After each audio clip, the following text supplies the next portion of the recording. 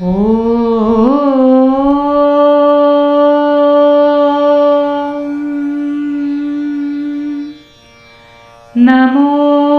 भगवते वासुदेवाय।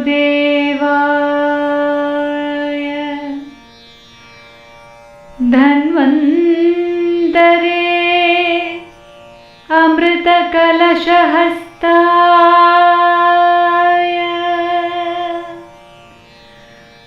सर्वामय विनाशनाय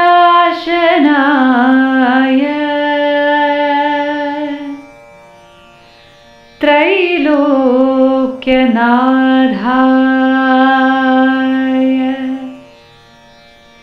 Shri महाविष्णवे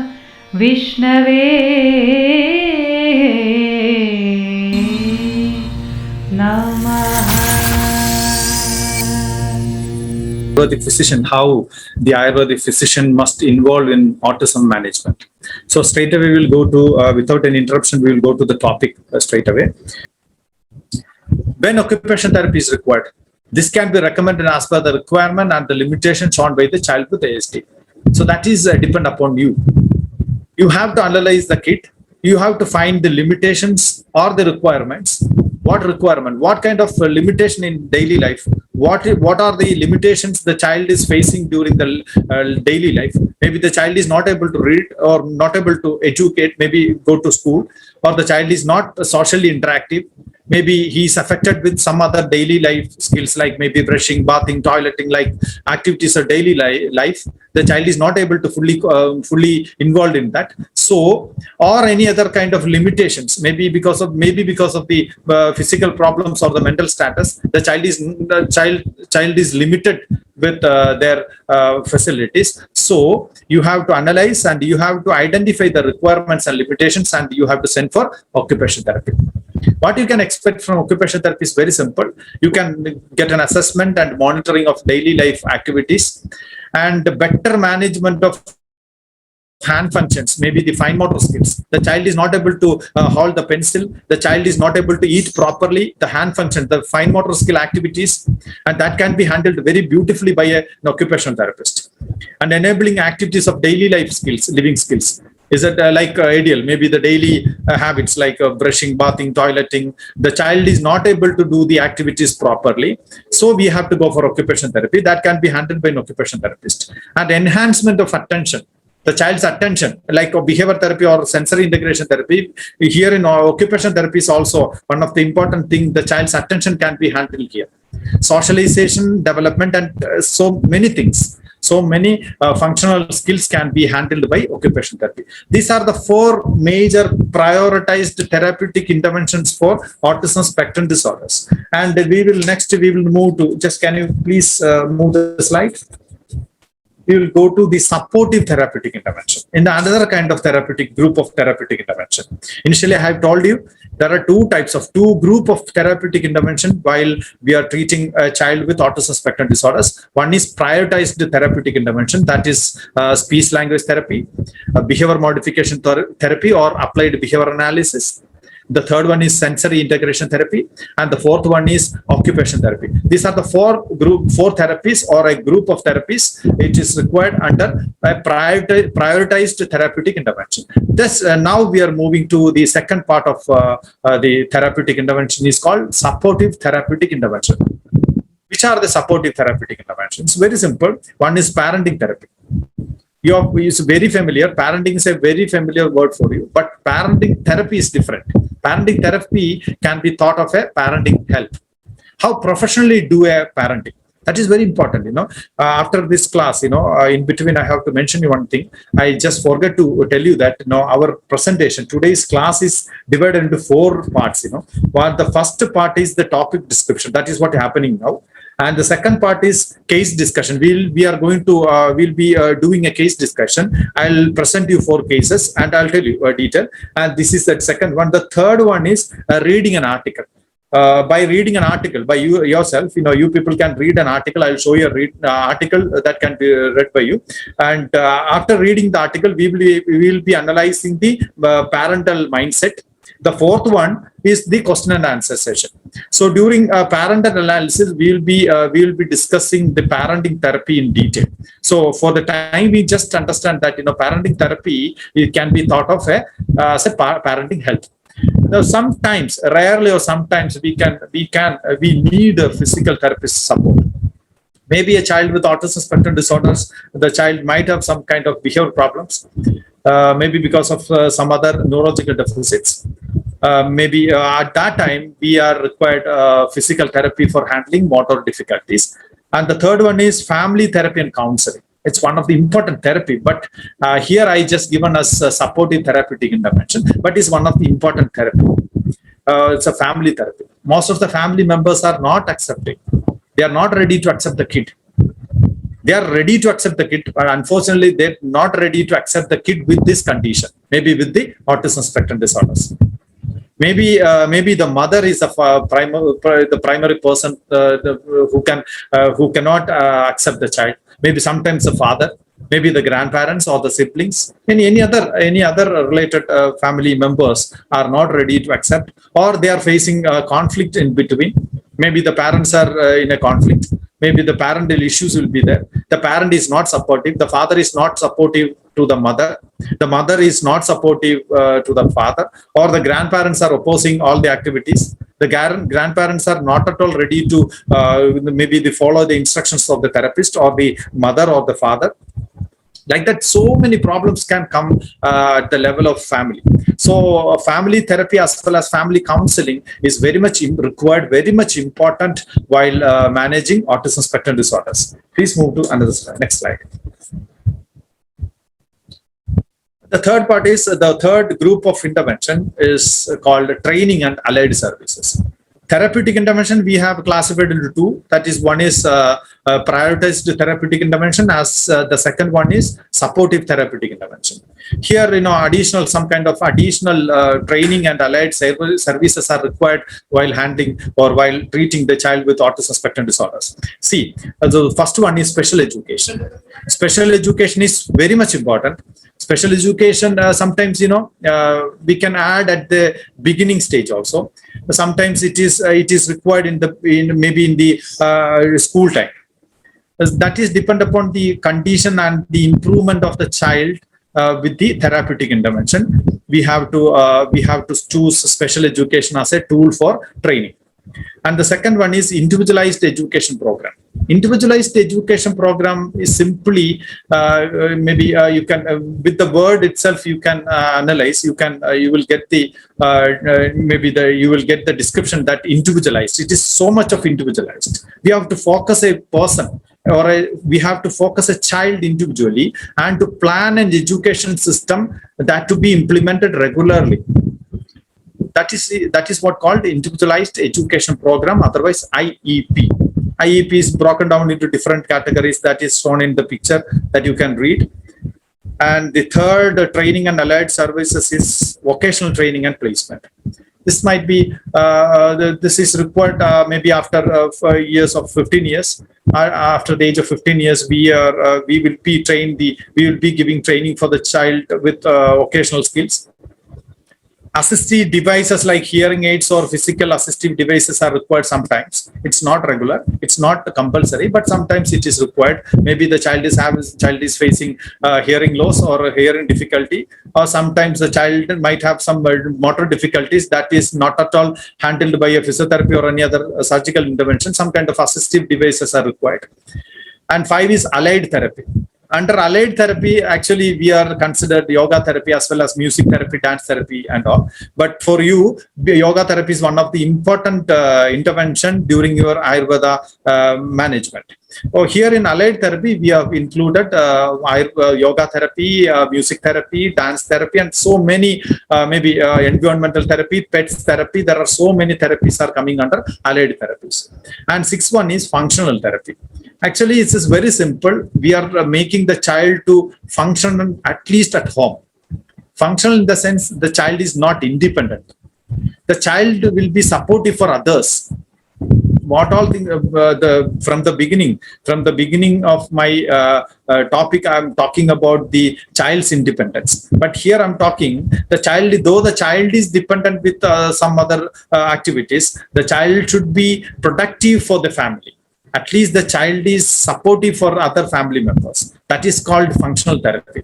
In another one, so maybe in another situation, we will be discussing functional therapy in detail. In another, maybe in another seminar or any other kind of interaction, we will be discussing those therapies like special education, individualized education program, vocational training and placement, assistive devices, allied therapies, functional therapies. These are all very important areas of intervention. But here, it's all very limited. I'm telling very maybe in a restricted way. Okay, we'll go to the next area of our presentation. The first part is over. The first part in the sense, and I'm just give a brief of the first. Before that, we talked about who all are in the team, the ideal team, how ideal team should be prepared.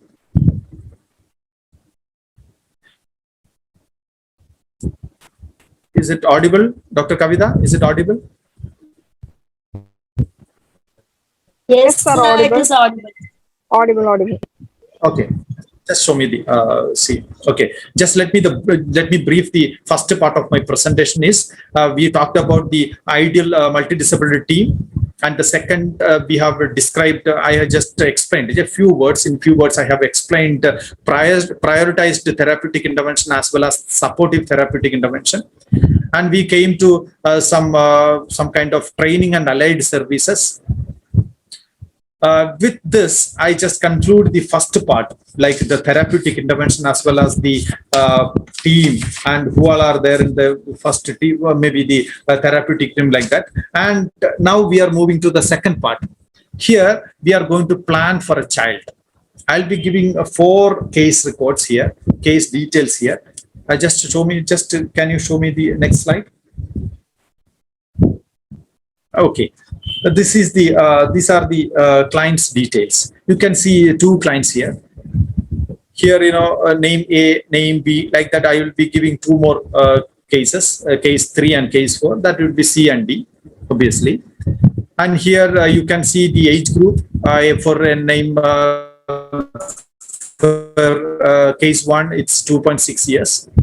Case 2, it is 14 years. Problem presented in the first case is poor speech output, poor socialization, regression in speech and language skills, and the assessment done are maybe the REALS. REALS is receptive, expressive, emergent language scales, one of the tool which is used by a speech language pathologist. And after analysis of a speech language pathologist, you will get the RLA. RLA means receptive language age, and the ELA is expressive language age. Reception is comprehension of language, and expression is the spoken language, the age of spoken language. Both are at the months of 14 to 16 months. And CARS is the autism rating scale. Childhood autism rating scale says the score is 32.5, which comes under mild group of autism spectrum disorders. Indian scale for autism assessment is 115, the score, and it indicates moderate level of autism. SQ is an indication of social development, social quotient. Like IQ, it's another quotient is called social quotient, and the social quotient is under is 78. The normality is above 100 or the 100 and above is normal. So the child's social quotient is well below normal. So it is only 78 or 78%, we can say. Sensory integration issues are also present. So we have to plan a management. We have to plan a management system for a child with 2 years, 6 months. And the case 2, it's age 14 years. There is no meaning of sex, male or female. Just leave that. Problems presented is poor speech out, like the previous one, poor socialization, and poor in academic skills. In the first case, the third problem was regression in speech and language. Regression means loss of speech and language after acquisition. Maybe due to this is a common maybe a characteristics with autism spectrum disorder. Sometimes with epilepsy also this regression is happening. So in the second case, the poor academic skills, because the child's age is 14 years, right? And the assessments, as per the reels means, I told you it's a language tool. Reels receptive language age is 22 to 24 months, around 2 years. And the expressive language is 16 to 18 months. Then that means around 1.5 years, only 1.5 years language expression, and 2 years of language comprehension is there. And the childhood autism rating scale says 34. That means moderate level of autism spectrum disorders. And the Indian scale for autism assessment says 100. The score is 100, and it is also a moderate level of autism spectrum disorders. And the social quotient is very limited, and it is only 57 percentage. And the sensory integration, obviously sensory integration issues are present. So we have to plan you have to plan a management system or management way, which all therapy is required, what therapy should be prioritized, which one will be the supportive one, and which one will be the prioritized therapy for each child, and what all training and allied services are required, where we should send. Like that, you have to plan a management here. So we will go to another slide, and we'll see another two clients also. C, please move to next. Okay, case 3, name C, and obviously the case 4, name D. There is no importance of the name here.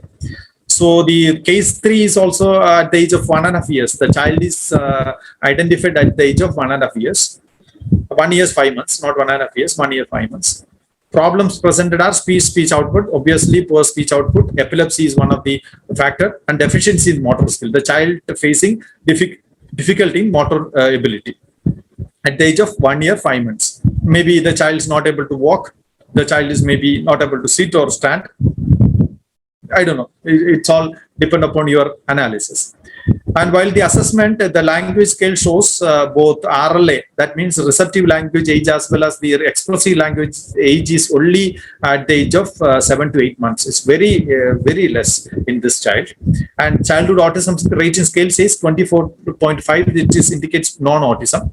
And Indian scale for autism assessment, it's 86. It indicates mild autism. The child is under mild autism. Only the child's age is only at 1 year 5 months, so we cannot diagnose properly. So maybe the reason the CARS as well as ISA is maybe giving scores differently. And the social quotient is a little bit high compared to other clients. It is 88, and obviously sensory integration issues are present here. And we can see the fourth case and the final case. Name D, age is 4 years. Problems presented are poor speech out. In every client, the common scenario is the language as well as the speech is affected. Restlessness, the child is not able to sit properly. The child is always restless. Lack of attention, another kind of problem presented by the mother during the case history or during the consultation. The mother was telling, or the parent was telling, that the child's attention is lacked, as well as the restlessness is very huge in maybe the regular days. Okay, and with the assessment, we came to know that the child's receptive age is much better. The receptive age is around 30 to 33 months, around 3 years. And the expressive language is also very good, 20 to 22 months, around 2 years. And the CARS shows non-autism, that is 27.5 the score. And the Indian scale for autism assessment, it indicates moderate level of autism. And SQ, social quotient is very high in the sense, compared to other clients, it's very high. It's 90, almost normal, we can say. It's 90 at the age of 4 years with a child with a moderate autism spectrum disorder in Indian scale. The 90 score is very high. It's very high. And the sensory integration issues are also present. So let us plan. Please prepare a plan for each client. Not during this time, you can plan and you can take your own time and plan with, and you can please follow or you can listen maybe the presentation once again, and you can plan each therapy. You can identify the major issues, and you can identify the secondary issues as well as the minor issues, and you can plan based on the age, severity, and the problems presented. And the language is also very important while planning for special education or in educational activities. If the child's language age is well below 3 years, maybe the child's language age is 2 years or 1.5 years, you cannot send the child for a regular education. The child requires an or special education. It is very much that to be that you have to carefully you have to plan. And the CARS score is also to be taken care while planning for a management. And social quotient is also very important. And the socialization, social skills, how the child's parenting, that also indicates socialization. If the social skills, social quotient is very less, that indicates a poor parenting, basically poor mothering is not proper. Same time, the maybe because of the lack of mothering, we can see the deficiency in social quotient. Otherwise, the motor problems can indicate motor, because maybe the child's motor deficits, because of motor deficits, child social quotient is may come down. And the sensory issues to be considered while planning for a management plan or management system for child with. Okay, so you plan, and this is the second part. I'm not giving much time for this, and please plan for the four of these clients and prepare a plan. If it is possible, you can send it to a platform. If the Ayurveda is providing a WhatsApp plan or WhatsApp group, if you have a WhatsApp group, you can share the plan there, and you can have interaction among the doctors. If you want my intervention during your planning, you can speak to me. You can interact after sending the detailed plan. We can interact. Okay, so I give you the maybe the case records to you, and I'm expecting a detailed and very beautiful plan for a child with autism spectrum disorders. Everybody take at least one client and plan for it. Okay, thank you so much. And we'll go for the next, the third part of the presentation. Can you move to the next slide? Let us understand the parent. When I'm talking about parenting therapy, I told you that we will be discussing in detail about the parental issues or the parental concern or the parental mindset of a child with autism spectrum disorders. Very important, because maybe sometimes the child might lose their language or the social skills before the age of 3 years. Maybe the parent is not ready to accept the condition, the mother and the father conflict, the family conflicts, the sibling issues, the child is apprehensive. There are so many things can happen during the family days. So it is very important that when you are going to present a child with autism spectrum disorder to a parent, if you are the first person who is identifying the condition, is one of the very important scenario. You have to beautifully handle the scenario. For that, you have to understand the parent, where the parent is sitting. What is the parent's mindset, especially the mother's mindset? It's very important. It's very crucial while planning an intervention. If you suggest so many things, if you send for therapeutic intervention, the parent won't go to therapeutic intervention because the parent is not at all accepted the condition. Maybe the father is not ready to support the mother. Maybe the family members are not keen to support the parents. Maybe because of that, the parent or the family are not going to take this therapeutic intervention.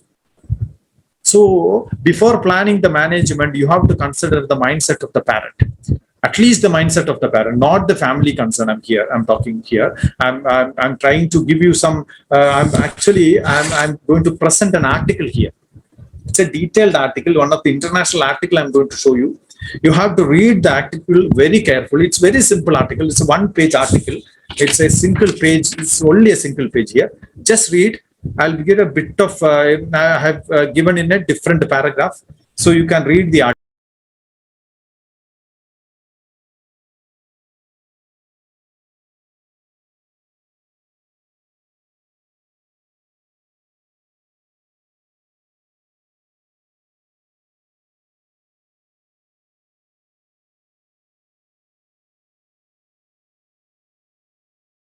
Mainly the professionals who are working for identifying the condition. If I am doing the assessment, I'm telling the parent that the child is under autism spectrum disorder. Your child is having autism spectrum disorder. The parent, initially they won't accept. They will deny the situation. No, it is not happen. It won't happen to me. It won't happen to my child. It won't come to my family. We cannot accept that. And later what happens? They will develop the anger towards me. who is involved. He's not right, he's wrong. Sometimes you might lose the client, maybe because of the reaction of the mindset of the parent.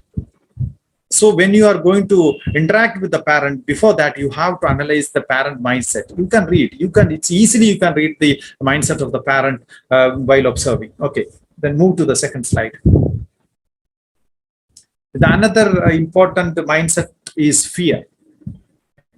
The third, the third stage. We cannot, I cannot say that this will be the third stage. It can be. That will be the first one, and the first one will. Okay. The fear is another immediate response. People often fear the unknown more than they are fear the known. Having the complete diagnosis and some knowledge of the child's future prospects can be easier than uncertainty. In either case, however, fear of the future is a common emotion. That is a very important thing. So what happens during his or maybe the school age? Maybe the child only at the age of 1 year, the parent is sitting and thinking about the school age. What we will do? Maybe a female child, where the parent's concern is more about her marriage, how we can marry her, how we can marriage her, how we can handle her school situation, how the social persons will handle her, how she can go to a bus, how she can handle all these social scenarios like that. There will be so many fear factors will come to the mindset of the parent. So you have to analyze whether the mother or the parent is under fear situation or any other situation. So that is one of the third important scenario of a parent's mindset. Continue reading the article. Don't skip the article. It will give you more information about fear factor. Then other questions, you can, what is going to happen this child when he is at the age of 5 years old, when he's 12, when he's 21, what is going to happen to this child when I am gone? What is then other questions arise? Will he ever learn? Will he ever go to college? Will he or she have the capability of loving and living with laughing and doing all the things that I have planned? See, those are the questions coming to the parent's mind. This is just very common. Every parent is facing such a condition. They are all apprehensive about the future system. So in front of you, a mother is sitting in front of you. You have to analyze that the mother or the parent is undergoing all these situations. They are thinking about their future. So don't leave these questions, or don't leave simply the questions while the parents are asking to you. You have to consider all the questions, and compassionately you have to handle the situation. You have to counsel the parent. Now you are very clear that the importance of parenting as well as the family therapy and all. This is very important here. The family therapy is very much required here. Okay, please move to another slide.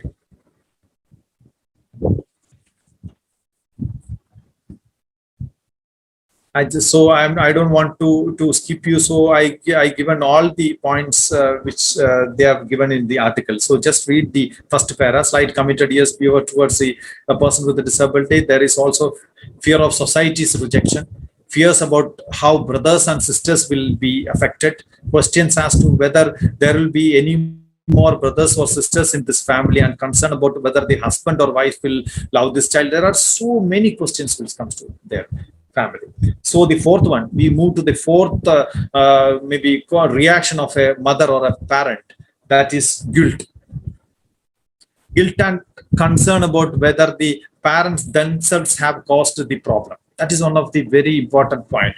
Did I do something to cause this? Am I being punished for something I have done?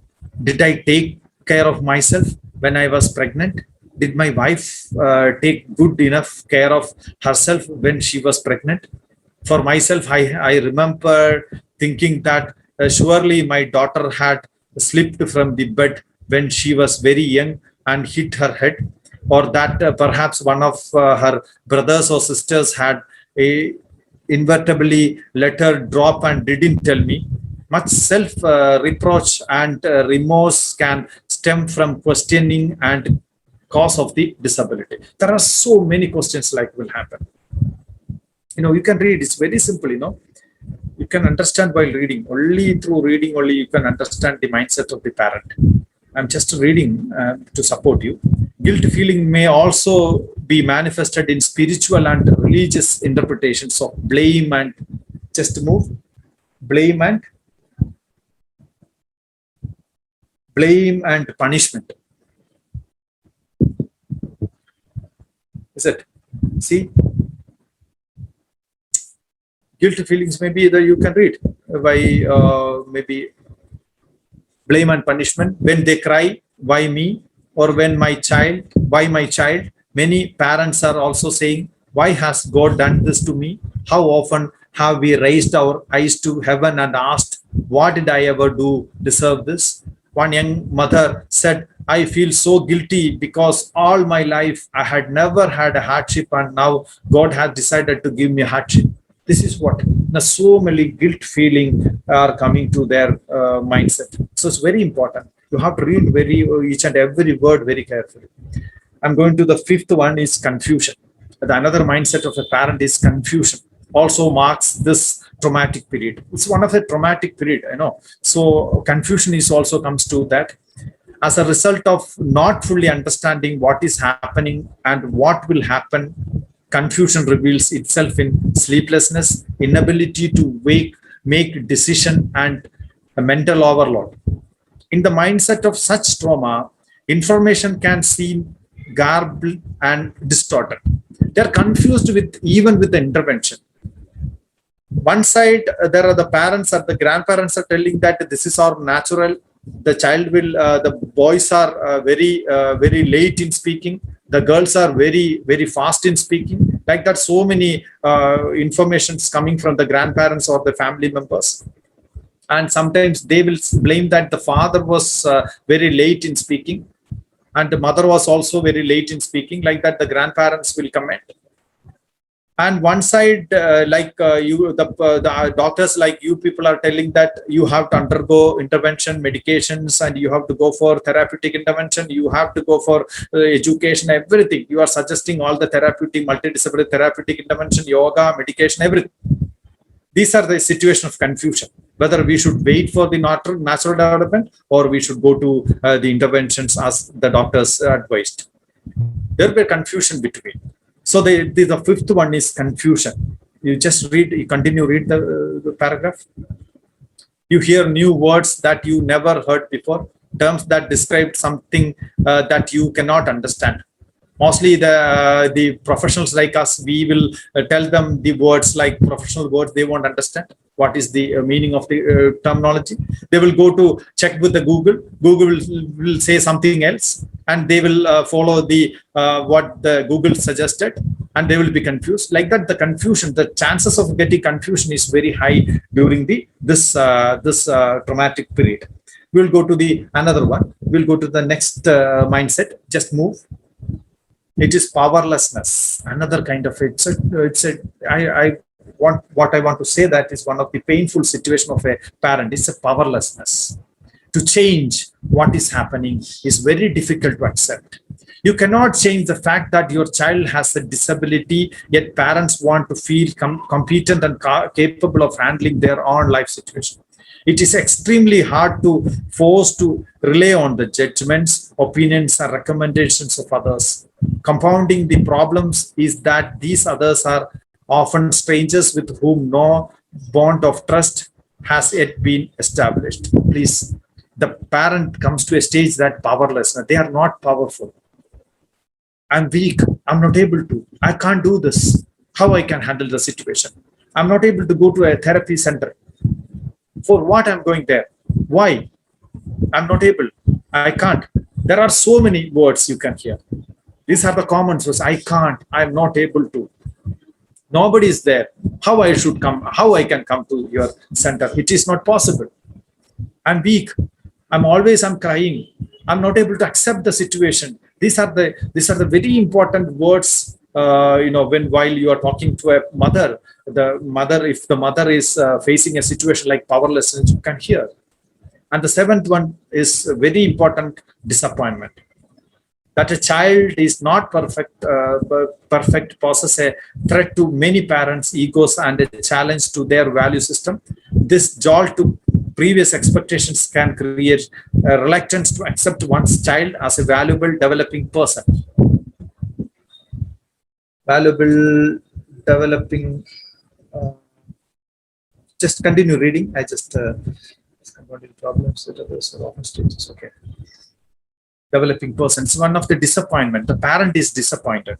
The mother is disappointed. No much changes. Nothing is happening. Maybe they have started the treatment just 1 month before, and they are expecting so much of improvements during with the 1 month of intervention, which is not practical. The reality is different. Unfortunately, the mother is not accepting. Or with a long duration of intervention, maybe the child's severity of the condition is very high. The child won't show much improvements. The therapies are given, Ayurvedic intervention or any other kind of medical intervention is properly given, but unfortunately, the child is not improving. Or with the family concerned, the family is not supportive. The family is not ready to support the mother or the father. They are isolated. The siblings are not ready to accept the child. Because of these situations, the parents come to a level that disappointment. It's a very cruel position of a parent. The last and final mindset of a parent that can be expected is a rejection. Oh, so cruel. With the word itself, you can say that it is so cruel. Rejecting a child is one of the very painful situation. Not only rejecting the child, you can reject the directions given by the medical professionals, maybe the treatment. They reject. No, I don't get time. No, I did everything for my child. I did whatever the doctor said. I have given every intervention and everything. So no, nothing. It is over. So what I'm doing is that I'm just keeping my child at home and I'm doing my kind of intervention, my kind of training I'm giving. This is the situation. Is called a rejection. Just read. Rejection is another reaction that parents experience. Rejection can be directed towards a child or towards a medical personnel or towards other family members. Even with other family members, here the family problems comes. If mother is facing the scenario of a rejection, maybe the mother won't attend to the father. What happens? Wife and husband conflict will come. The mother is not ready to attend to father's needs. The mother is totally rejecting the family members, the grandparents, other siblings, everything. It's a cruel situation, right? One of the more serious form of rejection, and not that uncommon, is a death wish for the child. It is too cruel, is it? It's uncommon, unfortunate situation. Death wish. Somehow the child must dead. The parents wish for the child, a feeling that may parents report their deepest points of depression. It's a deepest level of a depression. These are the factors. These are the common reactions, or these are the mindset of parents. One or other point, the mindset of parent is situated. So, dear doctors, please identify the mindset of a parent. While reading this, you might have thinking that this to be analyzed by a psychologist. No.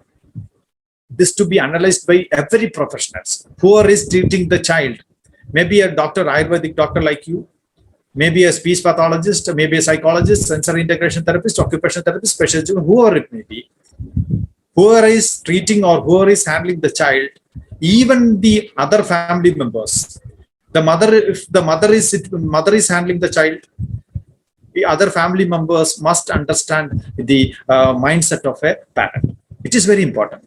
So everybody must know the mindset of parent. You have to analyze where the mother is situated, where the parent mindset is situated. So with that mindset only you can apply the intervention. So be careful, be considerate, consider while you are preparing the management plan of a child with autism spectrum disorder.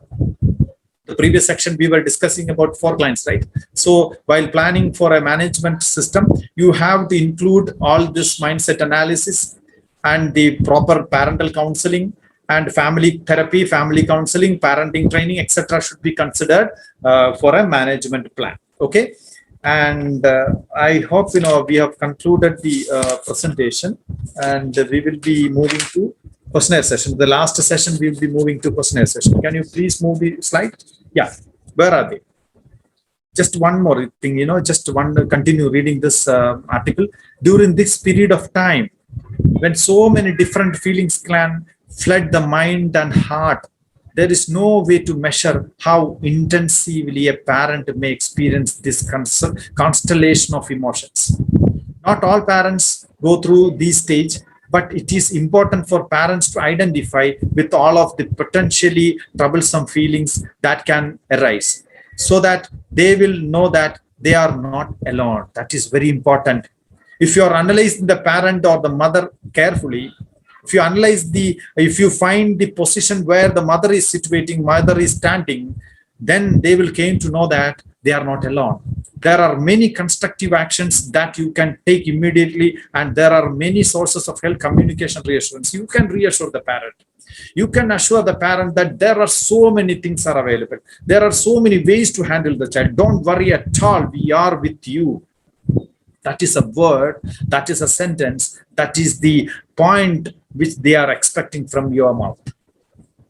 Please be strong while planning for a treatment of a child with autism spectrum disorders. Whenever you get time to plan for a child with autism spectrum disorder, whenever a child is coming to your clinic for intervention of autism spectrum disorder, you have to be very considerative. You have to think all these points. You have to think about the major or maybe the prioritized therapeutic intervention, training and allied services. You must think about this parental mindset. It's very important. Please be careful. You are the professionals. They are expecting. Just can you move to the next slide? Please move to next slide. They are impaired with their physical or mental faculties. Our attitude is their part. Your attitude is valued here. So how you have to take more time, when compared to other conditions. If you are busy with your professional OP, busy with your daily OP, please have more time. Please please prepare for handling such children.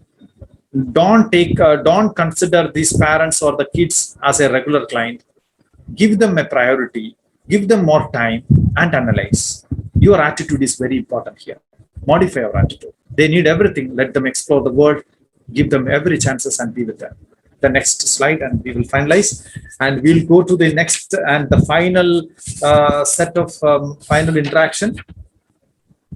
It is a question answer session. Before moving to question answer session, I have to once again I have to thank you for this such a wonderful opportunity to talk few points about autism spectrum disorders management in front of you, doctors. Just